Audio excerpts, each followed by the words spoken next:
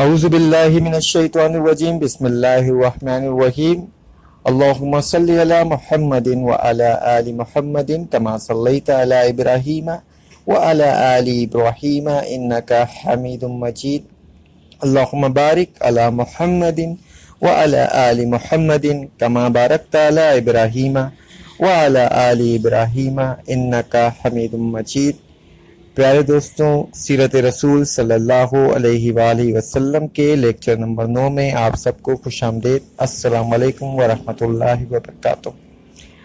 اب تک کے لیکچرز میں ہم نے رسول کریم صلی اللہ علیہ وآلہ وسلم کے مکی دور کا مطالعہ کیا، کس طرح کی اذا رسانیاں آپ اور آپ کے اصحاب نے برداشت کی، اور پھر شعب ابی طالب کی میسوری، ہجرت حبشہ اور عام الحزن یعنی کہ غم کا سال، وہ سال کہ جس سال میں آپ کی پیاری اہلیہ حضرت خدیجہ رضی اللہ تعالی عنہا اور آپ کے پیارے چچا جناب حضرت ابو طالب کی وفات ہوئی۔ اس سال کو عام الحزن یا غم کا سال کہتے ہیں۔ اب ہم اس سے آگے بڑھیں گے۔ جناب ابو طالب اور حضرت خدیجہ کے اٹھ جانے کے بعد قریش کو کس کا پاس تھا؟ اب وہ نہایت ہی بے رحمی و بے باکی سے رسول کریم صلی اللہ علیہ وآلہ وسلم کو ستانے لگے۔ اسی دوران آپ صلی اللہ علیہ وآلہ وسلم ایک دن جا رہے تھے تو ایک شکی نے آ کر آپ کے فرق مبارک پر خاک ڈال دی۔ اسی حالت میں آپ صلی اللہ علیہ وآلہ وسلم گھر تشریف لائے۔ آپ کی پیاری صاحبزادی نے دیکھا تو پانی لائیں اور اسے دھوتی تھیں اور جوش محبت میں روتی جاتی تھیں۔ آپ صلی اللہ علیہ وآلہ وسلم نے فرمایا، جانے پدر رو نہیں، خدا تیرے باپ کو بچا لے گا۔ اہل مکہ سے تو قطعی نا امیدی تھی، اس لیے آپ صلی اللہ علیہ وآلہ وسلم نے ارادہ فرمایا کہ تشریف لے جائیں اور وہاں دعوت اسلام فرمائیں۔ طائف میں بڑے بڑے عمراء اور ارباب اثر رہتے تھے، ان میں عمیر کا خاندان رئیس القبائل تھا۔ یہ 3 بھائی تھے، عبد، یالیل، مسعود، حبیب۔ حضرت صلی اللہ علیہ وآلہ وسلم ان کے پاس گئے اور اسلام کی دعوت دی۔ ان تینوں نے جو جواب دیے وہ نہایت ہی عبرت انگیز تھے۔ ایک نے کہا کہ اگر تجھ کو خدا نے پیغمبر بنا کر بھیجا ہے تو کعبے کا پردہ چاک کر رہا ہے۔ دوسرے نے کہا کیا خدا کو تیرے سوا کوئی اور نہیں ملتا؟ تیسرے نے کہا میں بہرحال تجھ سے بات نہیں کر سکتا، تو اگر سچا ہے تو تجھ سے گفتگو کرنا خلاف ادب ہے، اور جھوٹا ہے تو گفتگو کے قابل نہیں۔ ان بدبختوں نے اسی پر اکتفا نہ کیا، طائف کے بازاروں یا بازاریوں کو ابھار دیا، آپ صلی اللہ علیہ وآلہ وسلم کی ہنسی اڑائے۔ شہر کے اوباش ہر طرف سے ٹوٹ پڑے، یہ مجمع 2 رویا صفے باندھ کر کھڑا ہو گیا۔ آپ صلی اللہ علیہ وآلہ وسلم ادھر سے گزرتے تو آپ کے پاؤں پر پتھر مارنے شروع کر دیے، یہاں تک کہ آپ صلی اللہ علیہ وآلہ وسلم کی جوتیاں خون سے بھر گئیں۔ جب آپ زخموں سے چور ہو کر بیٹھ جاتے تو بازو تھام کر وہ کھڑا کر دیتے، جب آپ پھر چلنے لگتے تو پھر پتھر برساتے، ساتھ ساتھ گالیاں دیتے اور تالیاں بجاتے تھے۔ اس واقعے کو جناب ابو الحسن حفیظ جالندری نے شاہنامہ اسلام میں کچھ اس طرح پیش کیا۔ وہ ہادی جو ہو نہ سکتا تھا غیر اللہ سے خائف، چلا ایک روز مکے سے نکل کر جانب طائف، دیا پیغام حق طائف میں طائف کے رئیسوں کو، دکھائی جن سے روحانی کمینوں کو خسیسوں کو، نبی کے ساتھ یہ بدبخت پیش آئے رونت سے، جو سرکردہ تھا ان میں بول اٹھا فرتے حقارت سے۔ اگر اللہ تجھ ایسوں کو نبی پاک کرتا ہے تو گویا پردہ کعبہ کو خود ہی چاک کرتا ہے۔ کہا ایک دوسرے نے واہ وہ بھی ہے خدا کوئی، پیغمبر ہی نہیں ملتا جسے تیرے سوا کوئی۔ ظرافت کی ادائے تن سے تیسرا بولا، نہایتی پاک پن سے سانپ نے گویا دہن کھولا۔ اگر میں مان لوں تم کر رہے ہو راز گفتاری، تو ہے تم سے تخاطب میں بھی گستاخی بڑی بھاری۔ اگر تم جھوٹ کہتے ہو تو ڈرنا چاہیے تم سے، مجھے پھر بات ہی کوئی نہیں کرنا چاہیے تم سے۔ اعتانے سو کیانا سن کے بھی ہادی نہ گھبرایا، اٹھا اور اٹھ کے اطمینان و آزادی سے فرمایا کہ حق پر دل نہیں جمتا تو اچھا خیر جانے دو، یہ پیغام ہدایت شہر والوں کو سنانے دو۔ یہ کہہ کر شہر کی جانب چلا اسلام کا ہادی، سنایا قیدیان لات کو پیغام آزادی۔ مگر بھڑکا دیا لوگوں نے ان تینوں شریروں نے، مگر بھڑکا دیا لوگوں کو ان تینوں شریروں نے، دکھائی شیطنت شیطان کے سچے مشیروں نے۔ بڑے انبہ در انبہ پتھر لے کے دیوانے، لگے می پتھروں کا رحمت عالم پر برسانے۔ وہ ابر لطف جسے سایہ گوئی گلشن ترستے تھے، وہ ابر لطف جس کے سارے کو گلشن ترستے تھے، یہاں طائف میں اس کے جسم پر پتھر برستے تھے۔ وہ بازو جو غریبوں کو سہارا دیتے رہتے تھے، پیا پہ آنے والے پتھروں کی چوٹ سہتے تھے۔ وہ سینہ جس کے اندر نور حق مستور رہتا تھا، وہی اب شک ہوا جاتا تھا، اس سے خون بہتا تھا۔ فرشتے جن پر آ کر جبین شوق رکھتے تھے، وہ پائے نازنی زخموں کی لذت آج چکھتے تھے۔ جگہ دیتے تھے جن کو حاملان عرش آنکھوں پر، ان نائلین مبارک خاک و خوں میں بھر گئیں اکثر۔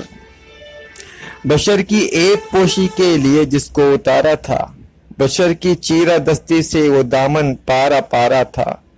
زمیں کا سینہ شک تھا اور فلک کا رنگ رخ فخ تھا۔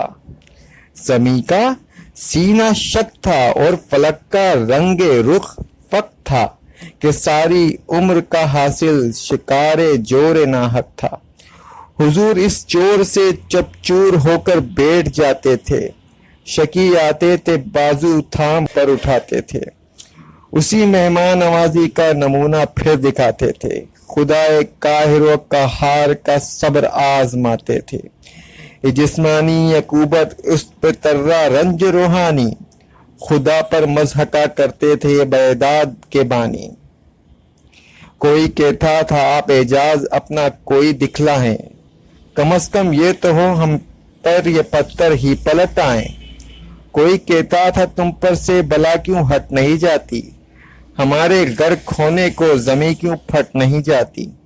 کوئی کہتا تھا میں ایسے خدا سے ڈر نہیں سکتا کہ جو اپنے پیغمبر کی حفاظت کر نہیں سکتا۔ نعوذ باللہ۔ غرض یہ بانیان شہر، یہ فرزندان تاریکی، نبی پر مشق کرتے جا رہے تھے سنگ باری کی، مگر اس رنگ میں جب تک زباں دیتی رہی یارا، دعائے خیر ہی کرتا رہا اللہ کا پیارا۔ بلاخر جان کر بے جان ان لوگوں نے منہ موڑا، لہو میں اس وجود پاک کو لتڑا ہوا چھوڑا۔ غلام با وفا زید ابن حارث ڈھونڈتا آیا، متاع نور کو طائف سے کندھوں پہ اٹھا لایا۔ حد نخلا میں آ پہنچا بحال خستہ و غمگین، وہاں چشمے پلا کر زخم دوئے پٹیاں باندھی۔ کہا سرکار ان لوگوں کے حق میں بد دعا کیجئے، شکایت اس جفا و جور کی پیش خدا کیجئے۔ زمیں کو حکم دیجئے ان لعینوں کو ہڑپ کر لے، اسی کے بوجھ ہیں یہ لوگ ان کو پیٹ میں پل لے۔ فلک کو حکم دیجئے پھٹ پڑے ان کینہ کاروں پر، بجائے آپ برسے آگ طائفوں کے پہاڑوں پر، بجائے آپ برسے آگ طائف کے پہاڑوں پر۔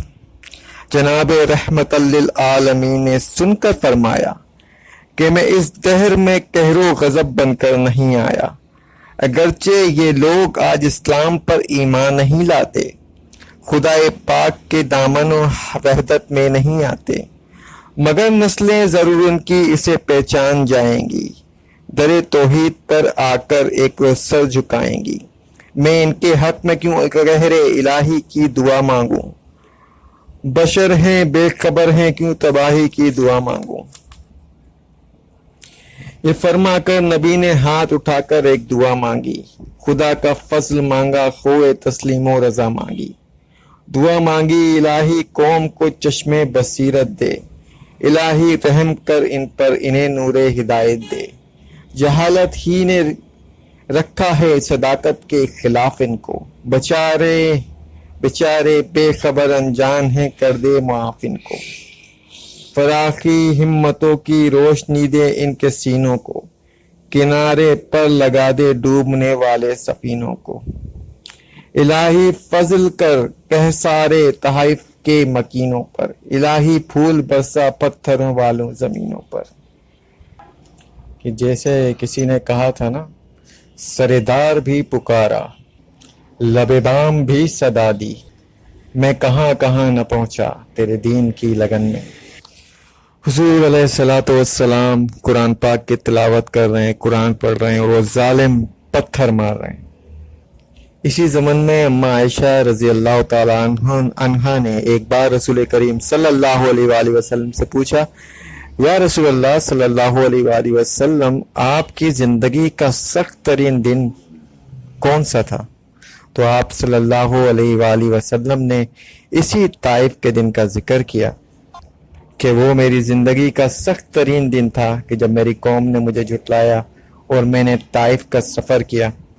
जो सलूक ताइफ वालों ने मेरे साथ किया वो मेरी ज़िंदगी का सख्त तरीन दिन था। आप सल्लल्लाहु अलैहि वसल्लम का मुबारक खून आपके जूतों में भर गया। वो जालिम इतने बेदर्द थे कि रसूल करीम सल्लल्लाहु अलैहि वसल्लम जब उन जख्मों से मजबूर होकर बैठ जाते तो वो दोनों कंधों में हाथ डाल के आपको खड़ा करते। आप चलते तो फिर आपके पैरों पे वो जालिम पत्थर मारते। रसूल करीम सल्लल्लाहु अलैहि वसल्लम को एक मकाम पर हज़रत ज़ैद बिन हारिसा आपके साथ थे, वो बीच में आते रहे, उनको भी पत्थर लगे, वो आपको लेकर एक गए। फिर एक मकाम पर आप बैठे तो वहाँ पर अल्लाह रब्बुल इज़्ज़त ने अपने फरिश्तों को भेजा। वो फरिश्ते ने आकर रसूल करीम सल्लल्लाहु अलैहि वसल्लम से फरमाया कि पहाड़ का फरिश्ता हाजिर है। आप सल्लल्लाहु अलैहि वसल्लम बस हुक्म फरमाएं, मैं ये ताइफ के दोनों पहाड़ों पर, फरिश्ता अर्ज़ करता है कि मैं ताइफ के दोनों पहाड़ों पर आपस में मिला दूंगा और ये जालिम, ये बदबख्त उसमें कुचल के मर जाएंगे। रसूल करीम सल्लल्लाहु अलैहि वसल्लम इरशाद फरमाते हैं, नहीं, ए मेरे अल्लाह, मेरी कौम मुझे नहीं जानती, इन्हें माफ़ कर दे। अब आप इससे रसूल करीम सल्लल्लाहु अलैहि वसल्लम की रहमत का वो पहलू अच्छे तरीके से समझ सकते हैं कि क्यों आपको रहमतल लिल आलमीन कहा जाता है, क्यों कुरान में कहा वमा अर्सलनाका इल्ला रहमतल लिल आलमीन।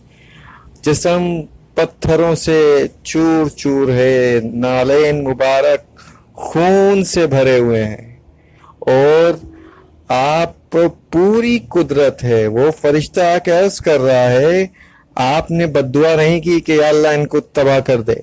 फरिश्ता खुद से आया है, अल्लाह के भेजने से आया है, आपकी इजाजत चाहता है, सिर्फ आपने सर हाँ में हिलाना है, वो पूरी बस्ती को, दोनों पहाड़ों को मिला दिया जाएगा और वो कुचल के रह जाएंगे, उनके टुकड़े टुकड़े हो जाएंगे। लेकिन आप सल्लल्लाहु अलैहि वसल्लम मना फरमाते हैं इतना जुल्म सहने के बावजूद। तो ये वो शान रहमत है हमारे प्यारे नबी सल्लल्लाहु अलैहि वसल्लम की। हज़रत ज़ैद जो साथ में हैं रज़ी अल्लाह ताला अन्हु कहते हैं, हुजूर इनको बदुआ दीजिए। आप सल्लल्लाहु अलैहि वसल्लम कहते हैं कि मैं अजाब बना के तो नहीं भेजा गया, मैं रहमत बना के भेजा गया, तो मैं इनके लिए बदुआ कैसे कर दूं? ये नहीं तो इनके आने वाली नस्लें ज़रूर ईमान ले आएंगी।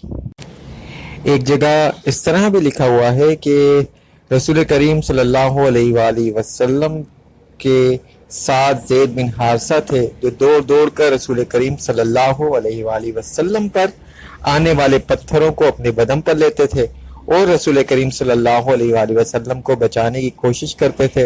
यहाँ तक कि आप भी रसूल करीम सल्लल्लाहु अलैहि वसल्लम के साथ खून में नहा गए और जख्मों से निढाल हो गए। यहाँ तक कि आखिर आपने अंगूर के एक बाग में पनाह ली।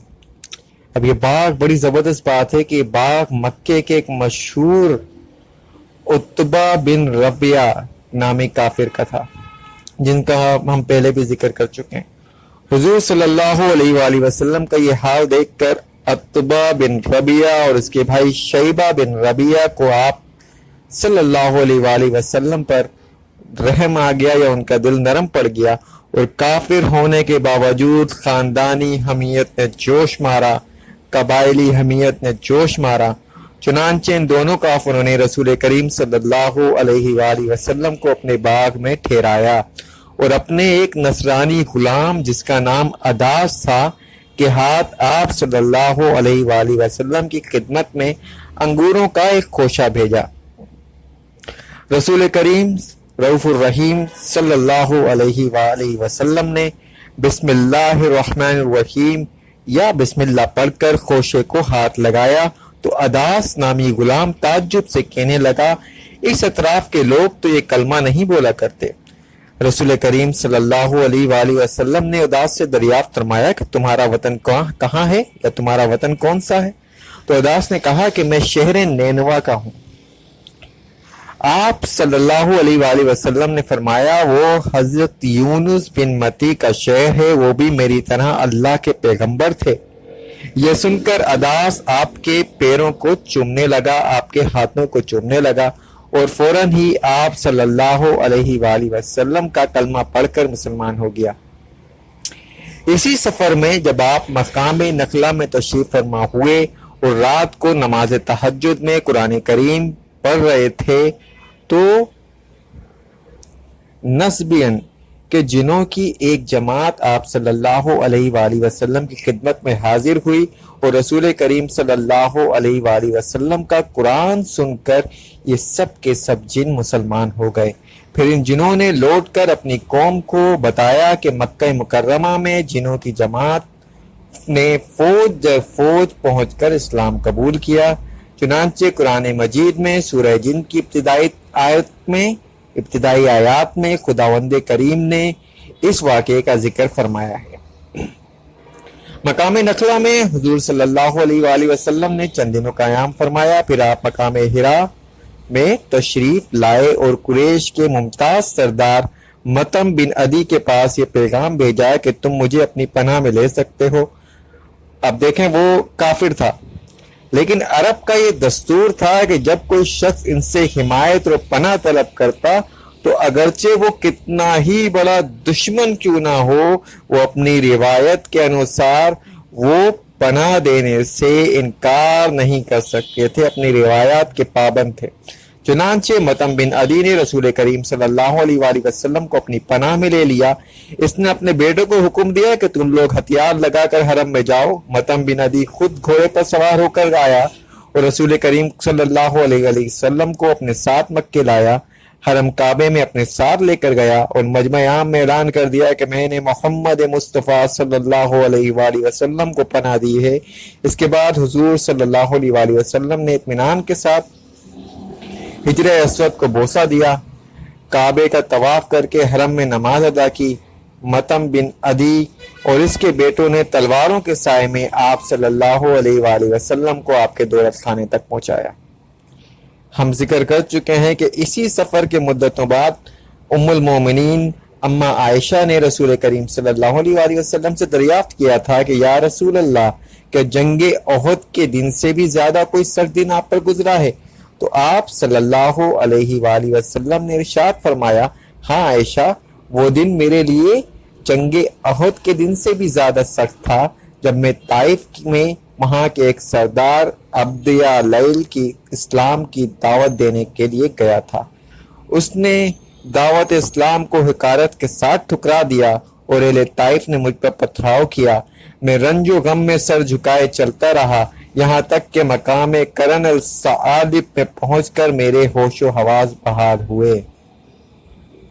वहां पहुंचकर जब मैंने सर उठाया तो मैं क्या देखता हूं कि एक बदली मुझ पर साया किए हुए है।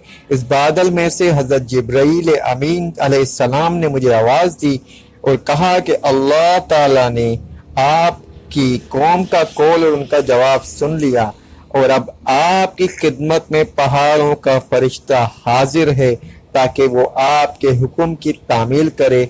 रसूल करीम सल्लल्लाहु अलैहि वसल्लम का बयान है कि पहाड़ों का फरिश्ता मुझे सलाम करके अर्ज करने लगा, या मोहम्मद सल्लल्लाहु अलैहि वसल्लम, अल्लाह ताला ने आपकी कौम का कौल और उन्होंने आपको जो जवाब दिया है वो सब कुछ सुन लिया है اور مجھ کو آپ کی خدمت میں بھیجا ہے کہ تاکہ آپ مجھے جو چاہیں حکم دیں اور میں آپ کا حکم بجا لاؤں۔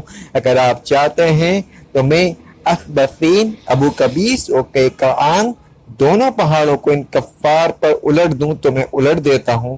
یہ سن کر رسول کریم صلی اللہ علیہ وسلم نے، رحمت عالم نے، رحمت للعالمین نے اپنا وہ مشہور جواب دیا جو تمام لوگوں کے لیے دعوت فکر پیدا کرتا ہے کہ جسم پر پتھر کھانے کے باوجود، ظالموں کے ظلم کے باوجود آپ نے فرمایا نہیں، بلکہ میں امید کرتا ہوں کہ اللہ تعالیٰ ان کی نسلوں میں اپنے ایسے بندوں کو پیدا فرمائے گا جو صرف اللہ تعالیٰ ہی کی عبادت کریں گے اور شرک نہیں کریں گے۔ حضور کریم صلی اللہ علیہ وآلہ وسلم کا طریقہ تھا کہ حج کے زمانے میں دور دور کے عربی قبائل مکہ میں جمع ہو جاتے تھے تو رسول کریم تمام قبائل میں دورہ فرما کر لوگوں کو اسلام کی دعوت دیتے تھے۔ اسی طرح عرب میں جا بجا بہت سے میلے لگتے جن میں دور دراز کے قبائل عرب جمع ہوتے تھے۔ ان میلوں میں بھی آپ تبلیغ اسلام کے لیے تشریف لے جاتے تھے۔ چنانچہ عکاظ، مجنہ، ذوالمجاز کے بڑے بڑے میلوں میں آپ نے قبائل عرب کے سامنے دعوت اسلام پیش کی۔ عرب کے قبائل بنو عامر، محارب، فزارہ، غسان، مراح، سلیم، ابس، ندر، کندہ، کلب، غزرہ، ہزارمہ وغیرہ ان سب مشہور قبائل کے سامنے آپ صلی اللہ علیہ وآلہ وسلم نے اب دعوت تبلیغ دی، آپ نے اسلام پیش کیا، مگر آپ صلی اللہ علیہ وآلہ وسلم کا چچا ابو لہب ہر جگہ آپ کے ساتھ ساتھ جاتا یا آپ کے پیچھے پیچھے جاتا تھا، اور جب کسی قبیلے کے سامنے آپ واز فرماتے تو ابو لہب چلا چلا کر کہتا یہ دین سے پھر گیا ہے، یہ جھوٹ کہتا ہے، اس کی بات نہ سنو، نعوذ باللہ۔ قبیلہ بنو زحل بن شیبان کے پاس جب آپ تشریف لے گئے تو حضرت ابو بکر صدیق رضی اللہ تعالی عنہ بھی آپ کے ساتھ تھے۔ اس قبیلے کا سردار مفروق آپ صلی اللہ علیہ وآلہ وسلم کی طرف متوجہ ہوا اور اس نے کہا ایک قریشی برادر آپ لوگوں کے سامنے کون سا دین پیش کرتے ہیں؟ آپ نے فرمایا کہ اللہ ایک ہے اور میں اس کا رسول ہوں۔ پھر آپ نے سورہ انعام کی چند آیات تلاوت فرمائیں۔ یہ سب لوگ آپ کی تقریر اور قرآنی آیتوں کی تاثیر سے انتہائی متاثر ہوئے، لیکن یہ کہا کہ ہم اپنے اس خاندانی دین کو بھلا کر ایک دم کیسے چھوڑ سکتے ہیں جس پر ہم برسا برس سے کاربند ہیں۔ اس کے علاوہ ہم ملک فارس کے بادشاہ کسریٰ کے سوا کسی اور کے زیر اثر اور رعیت نہیں ہیں، اور ہم یہ معاہدہ کر چکے ہیں کہ ہم بادشاہ کسریٰ کے سوا کسی اور کے زیر اثر نہیں رہیں گے۔ رسول کریم صلی اللہ علیہ وآلہ وسلم نے ان کی صاف گوئی کی تعریف فرمائی اور پھر ارشاد فرمایا خیر خدا اللہ اپنے دین کا حامی و ناصر اور معین اور مددگار ہے۔ اسی اثناء میں جب مسلمان مشکل میں ہے، کوئی حبشہ میں ہے، رسول کریم صلی اللہ علیہ وآلہ وسلم کا دین کی تبلیغ کرنا کافروں مشرکوں کو سخت ناگوار ہے۔ وہ طرح طرح سے رسول کریم صلی اللہ علیہ وآلہ وسلم کی راہ میں کانٹے بچھا رہے ہیں، آپ کو روکنے کی اپنے تئیں تمام کوششیں کر رہے ہیں، ہر طرف سے مشکلات کا سامنا ہے۔ اسی دوران اللہ رب العزت نے اپنے حبیب کی محمد مصطفیٰ صلی اللہ علیہ وآلہ وسلم کی دلجوئی کے لیے ایک عجیب شان والا واقعہ ظہور پذیر ہوا، وقوع پذیر کیا۔ آپ صلی اللہ علیہ وآلہ وسلم مکے سے نکل رہے ہیں، عبداللہ بن مسعود بھی رضی اللہ تعالی عنہ بھی آپ کے ساتھ ہیں۔ آپ نے انہیں تھوڑا پہلے روک دیا اور پھر تھوڑا سا آگے بڑھ کر اپنی عبادت کے لیے کھڑے ہو گئے۔ تو وہاں سے جنوں کی ایک جماعت کا گزر ہوا، ان کے کانوں میں جب قرآن پاک پڑھا تو انہوں نے رسول کریم صلی اللہ علیہ وآلہ وسلم کی طرف توجہ کی۔ وہ جنات رسول کریم صلی اللہ علیہ وآلہ وسلم کے گرد منڈلانے لگے۔ حضرت عبداللہ بن مسعود رضی اللہ تعالی عنہ کہتے ہیں کہ ان کے چھوٹے چھوٹے سر تھے اور وہ اتنی کثرت سے تھے کہ ان کے کثرت کے ہونے کی وجہ سے مجھے رسول کریم صلی اللہ علیہ وآلہ وسلم بھی نظر نہ آتے تھے۔ آپ نماز سے قرآن کی تلاوت سے فارغ ہوئے تو پھر ان جنوں نے اسلام قبول کر لیا اور رسول کریم صلی اللہ علیہ وآلہ وسلم سے عرض کرنے لگے کہ ہم نصیبین کے جن ہیں۔ ہم حیران تھے کہ ہم پہلے آسمان کو جاتے تھے تو ہم فرشتوں کی باتوں کو سن کے لے آتے تھے اور آ کر اپنے کاہنوں کو وہ خبر دیتے تھے، لیکن آسمان پر ایسا پہرا ہے کہ ہم وہاں پھٹک بھی نہیں سکتے۔ ہم اس کے لیے بڑے پریشان تھے کہ ایسی کیا وجہ ہو گئی کہ آسمانوں پہ ہمارا جانا روک دیا گیا، پہرے لگے ہیں، سخت پہرہ داری ہے۔ اس پہرے کی وجہ ہم جانتے تھے کہ جب کسی نبی کا ظہور ہوتا ہے تو آسمانوں پہ پہرے لگ جاتے ہیں، تو ہم تو ڈھونڈ میں تھے، آپ کو ڈھونڈ رہے تھے، اور جب آپ کی مبارک زبان سے ہم نے قرآن کریم کو سنا تو ہمیں کوئی شک نہیں رہ گیا کہ آپ اللہ کے رسول ہیں۔ برائے مہربانی ہمیں اپنے دین میں داخل کر لیجئے۔ رسول کریم صلی اللہ علیہ وآلہ وسلم نے انہیں کلمہ طیبہ پڑھا کر اسلام میں داخل کر لیا۔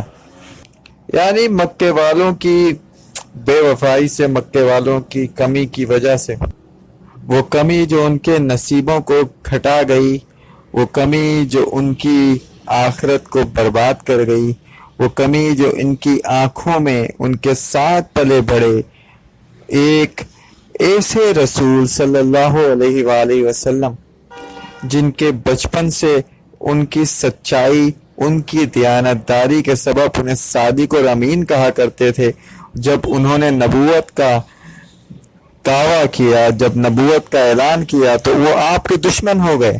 آپ کی حق گوئی صداقت کو جانتے ہوئے تو یہ کمی ان کی نصیب میں کی تھی، یہ کمی ان کی آنکھوں کی بصارت میں تھی، ان کی سماعت میں تھی کہ رسول اللہ صلی اللہ علیہ وآلہ وسلم کو پہچان نہ سکے۔